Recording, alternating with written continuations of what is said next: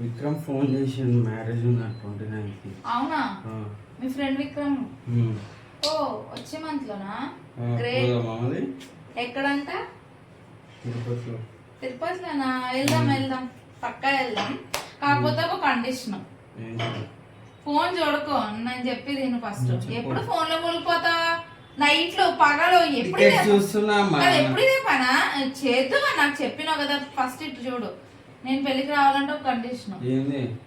ఏమంటే ఇప్పుడు మీ బాయ్స్ ఎలా ఆలోచిస్తారంటే, పెళ్లికి పిలిచిండు కదా అమ్మయ్య, టికెట్ పెట్టుకుని పోయినామా, తిన్నామా, వచ్చినామా, ఎంజాయ్ చేసినామా, తాగినామా, ఇవే ఉంటాయి. ఒక గిఫ్ట్ ఇద్దాం, పెళ్ళైన జంటకి ఏదైనా గిఫ్ట్ ఇచ్చుకుని మంచిగా వాళ్ళకి ఒక గుర్తుగా ఉంటది. అట్లాంటివి ఏముండవు మీ బాయ్స్ కి. మన ఇచ్చిన నచ్చినా నచ్చకపోయినా మన ఎందుకు డబ్బులు వేస్ట్ చేయాలి? అట్లయితే పెళ్లికి వెళ్ళకు. మరి అలాంటి ఖర్చు పెట్టి పెళ్లి చేసుకుంటే మీరు మనం పిలుస్తారు అభిమానంతో. మనం ఏం చేయాలి? మన తరపున ఒక గిఫ్ట్ చిన్న మన తోచింది ఏదో ఒకటి ఇచ్చి రావాలి.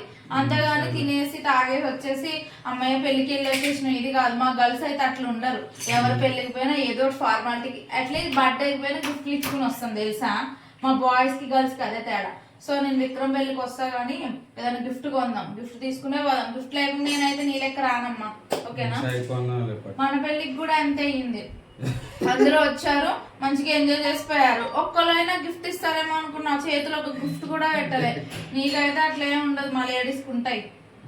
ఏమంటావు? సరే కొనిపిస్తా.